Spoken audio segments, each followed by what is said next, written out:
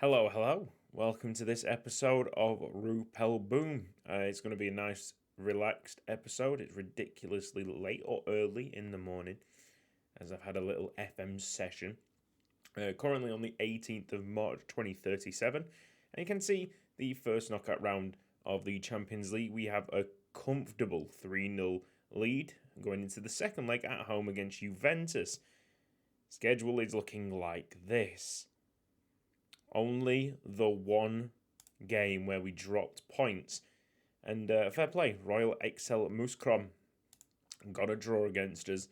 And they're the only team to have that fortune. Look at them stats.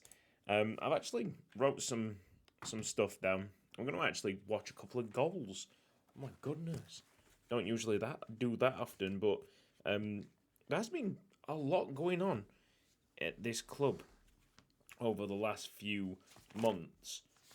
And weirdly, even though we're going to get into the transfers, weirdly, the transfers happen super quick and super easy in January. Doubts. Let's talk doubts. He has won the Ballon d'Or for the second time in 2 years. That is amazing. Congratulations. It's so nice to have the world's best footballer in your team. Can't remember the last time it's happened outside of managing Manchester United. But then again, if you're managing a big team like Manchester United, it's almost a given if you have any kind of ability on this game. But to have it with Rupel Boom is something very special. It's just going to show everybody that's watching this video what is possible. I'm sure many of you have got amazing Football Manager stories yourself. And that £100 million spent on Yale Doubts was totally worth it. Even though it was a lot of investment, it was totally worth it. We've got him listed at £0 with reject all offers takes, because I think he was sniffing around for maybe a move to Paris Saint-Germain, which was not nice, Yale. He's not going anywhere. Yael Doubts. Whatever. That's the man. Okay, even better news, really. Let's go to World Overview Awards. I could have just done it from here. No, I couldn't have. Because it's not in the world. Of course it's not. It is in Europe. The European Awards. Golden Boy. It's Cristiano Gobbo. So that's £90 million worth of player. And well, he's recently become 3.5 star. So that's great. He's still developing super nice. Very excited. Getting this award as the Europeans' top prospect. Very. I just anticipate him to have a great future at Rupel Boom. But that future has yet to be written. He's got 17 caps and 1 goal for the Italian national side. Right then, we got to the transfers. The transfers are probably the next point. And you'll see that we've been busy. Oh, we have been busy.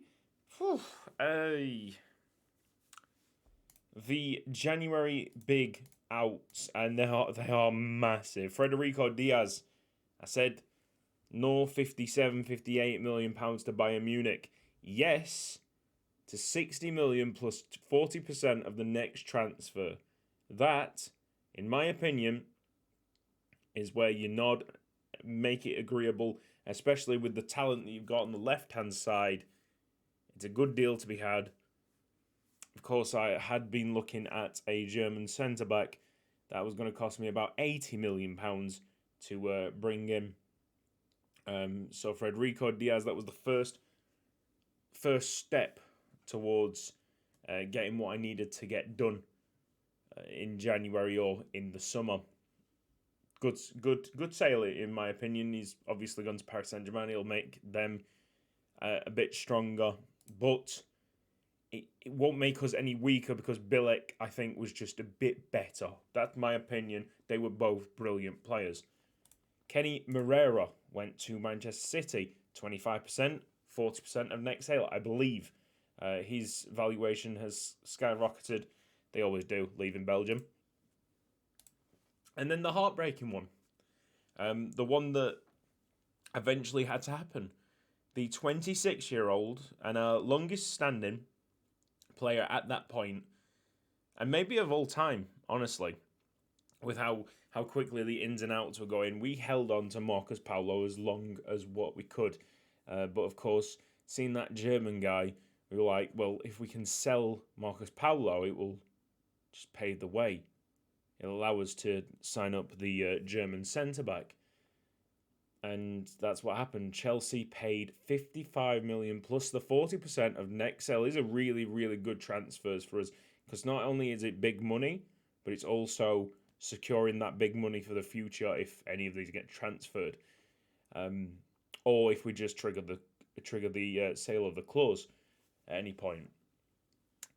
Just keep an eye on their progression at their certain clubs. And hopefully, like, a big money move comes in for Federico Diaz. I mean, like, there's plenty of time in there, 22 years old, if he just gets tired of Paris Saint-Germain. So that's that. Julian Constantin went on loan. I think he's injured at the moment. Just keep an eye on this. His progress is not going up at the standard age. Is he playing at? Yeah, okay. I could easily pull that and bring him back. I think. Yes, that's good. So he can play for us and actually progress. The signings in. Oh, there's some decent signings here. Okay, Wiggle? We're going to go for that one. This is a signing that I must have made a little bit back. Can't remember it myself, so it must have been prior to me getting back onto this save. His potential ability has vanished, unfortunately. However, Alan Zukic, maximum potential with that 20 determination. Looking like maybe a potential bargain there at 600k. Kemal Poyraz, a centre-back, a Danish centre-back. I think he's maximum potential. But he's got it out on loan at the moment. So that's Timo Kern. Good for Timo Kern. That's it, apparently. Victor Anderson, our backup goalkeeper, went to Malmo. I think his contract was finishing soon. And Hadji is back. This is our replacement for Federico Diaz. Is it Federico Diaz? Yeah. Short-term replacement for Federico Diaz. Obviously, he's not as good as Federico Diaz. However, he is a bit better at this moment in time than Julian Constantin. That's why I sent him out on loan, or why my loan manager decided, let's get him out on loan. And we'd have hoped that he'd blossom, flourish at Standard Liège. Doesn't look like that's the case at the moment. And if that keeps on being the case, he'll get recalled, like I said. Danilo Brian Neto, the holding midfielder, comes in just under the maximum potential ability, which is strange because I've just had him on trial, didn't I?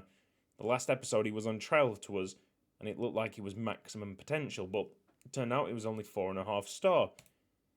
This one, I mean, we did it for the meme, honestly. This guy was a free agent, I believe. Yeah, complete free agent. And I was like, oh my god, there's a player called Diego Maradona. And we just signed him up, and he apparently just was 3 star with 1 white star, like the maximum of 4. Yeah. How bizarre. Just this dude called Diego Maradona just chilling in Brazil. We sign him up and he's actually, like, that guy could genuinely become a Premier League footballer. Just out of nowhere. How utterly bewildering. We'll leave the big one for a second. We did sign up the Chinese players, Lu Ji and Ma Jiang. Fantastic. A little heavy on the outset. They were growing in valuation rapidly, like you see many of the Asian footballers do, because I guess the football clubs actually start calculating how nice financially the package is if they keep them around the club. But fantastic signings. And I'm sure that will increase popularity worldwide. Nico Eisel, whatever, he has been signed. It's a lot of money, but it is a lot of player. Already capped for Germany at 19 years old. And I signed him up, and it looked like he was only 4-star. Potential ability was not that, and I was like, oh my god, I've had an absolute shocker here. How can someone of 19 years of age be only 4-star potential? How could that be? Thankfully, it just poor judgment at the start, and it has recovered now with 3.5 stars potential, and the maximum 3.5 stars current, and the maximum potential. Look at that. He's growing rapidly. Amazing stuff. Love it. Argues with the officials. Temperamental.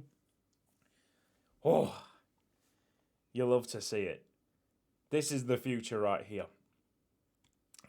Also with Marcus Paulo leaving, I was looking at the under-21s. We got some talented players in the under-21s, of course. But one that immediately caught my eye, and I literally verbally gasp when I saw the stats. Fernando Furtado.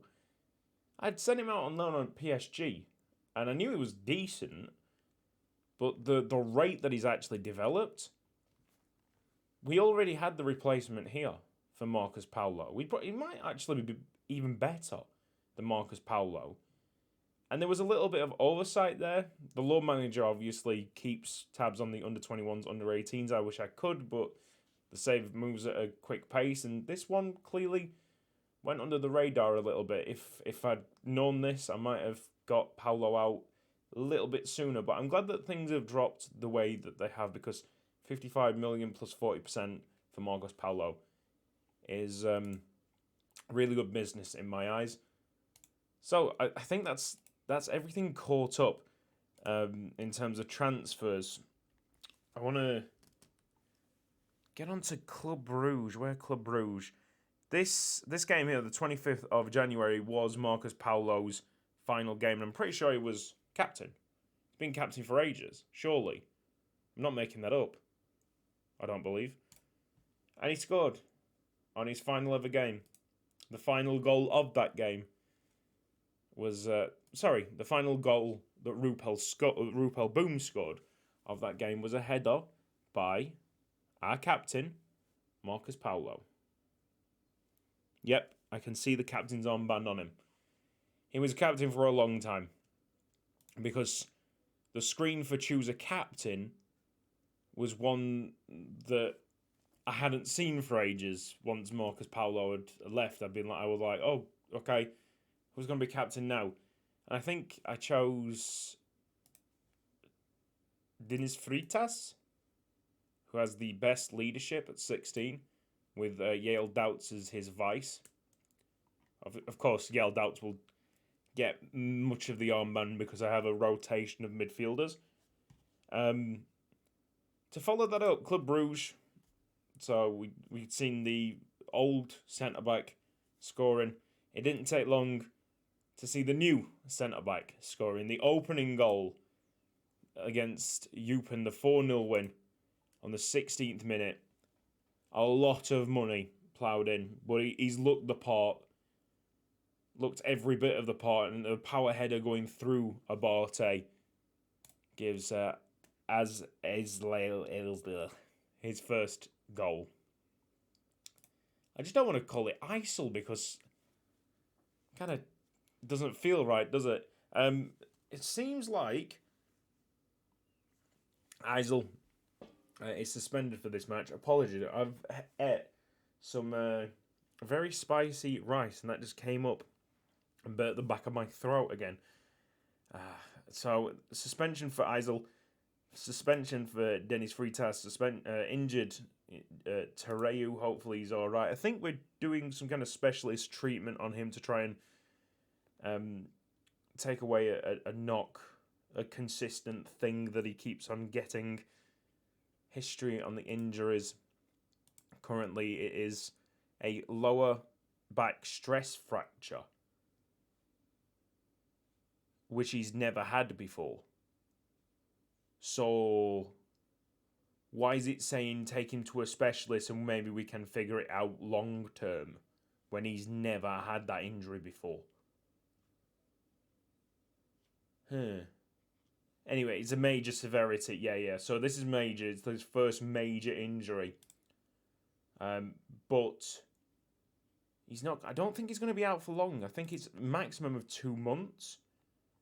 If we need him, it'll be around semi-finals, final of the Champions League. But at the moment, I would say he's about third choice striker. Alongside Hugo Alves. And then you've got Sharp that could do a job there. Sharp, that's actually a really good point. Glad that I've talked about Sharp, because Josh Sharp had an absolute blinder against Juventus. These 2 goals are some of the best counter-attacking, just straight up wing play that you're going to see. So this first one's counter-attacking. He gets the ball from one of the centre-backs and just flies. Look at the speed of the lad. But I guess his stamina's more on show in the 92nd minute, because he does it again. The exact, most, similar speed. And at that point, 92 minutes in, the defenders just can't keep up. That second goal is out of this world. Tereu is capping on off a fine display. And of course, Josh Sharp, man of the match. You've got to give it to him after 2 utterly sublime goals. So a lot of talking, but we are now up to speed. And I did want to show you some of the goals there, because I think Marcus Paulo was very important to this football club. You need some kind of experience. He was the experience for the first Champions League win, and he was there, I think, for the first ever league win as well. He's seen a lot of history created at this club, and we thank him for that. Thank him for his service, but of course, to keep tabs with the bigger clubs, we have to find revenue. I said this in the last episode. We have to find revenue. Marcus Paulo's time had been, and it eventually come to an end, because we could sell him for a lot of money. We could replace him with a better player, in my opinion. And also, we had someone in the B team that was just as good, that we paid like £1 million for. I think from Benfica a few years ago. Go on, Sharp's offside. That would be nice to continue that fine form from the first game. But Sharp is... Yeah, VAR will check this. It'll definitely be offside.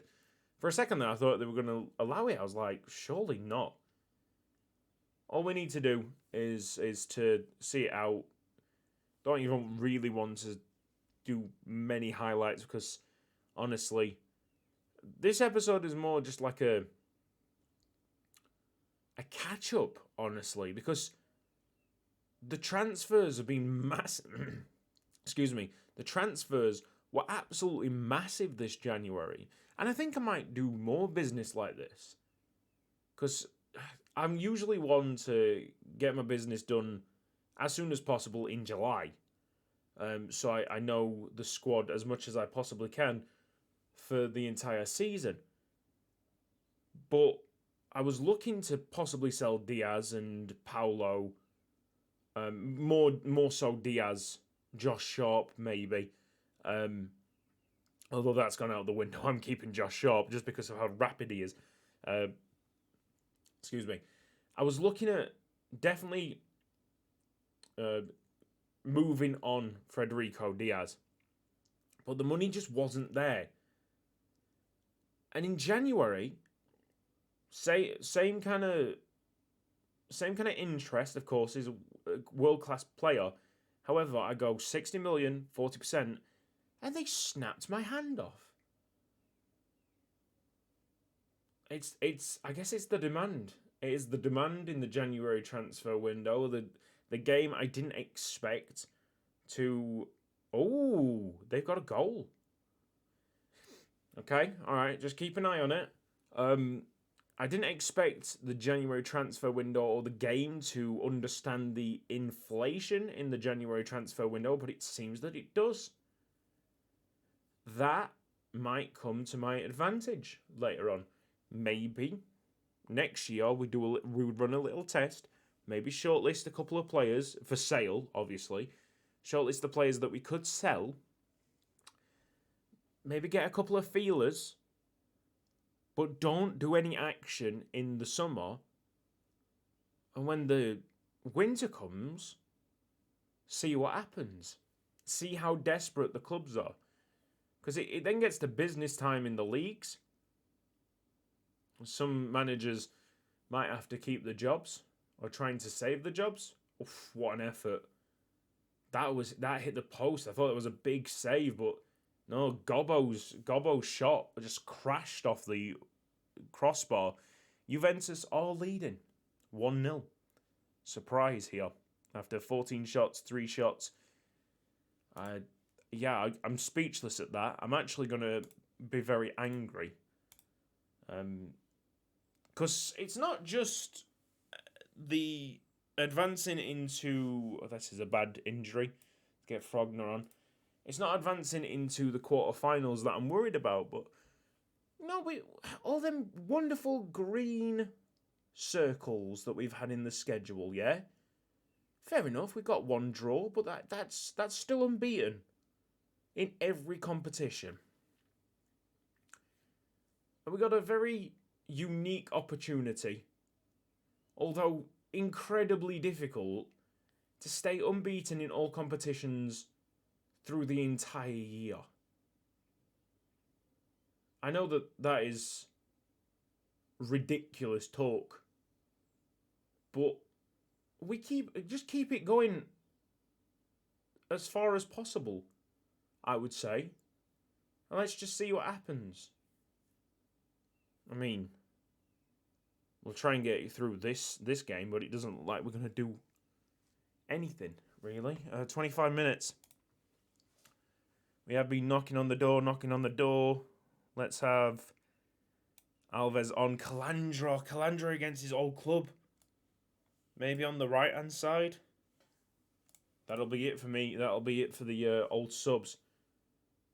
Calandra against his former club could be a master stroke. Come on, demand more.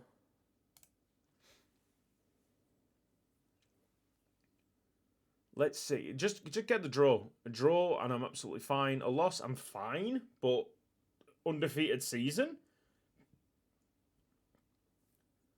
Thiago Luis. Enough passing it around the back. Oh, go on.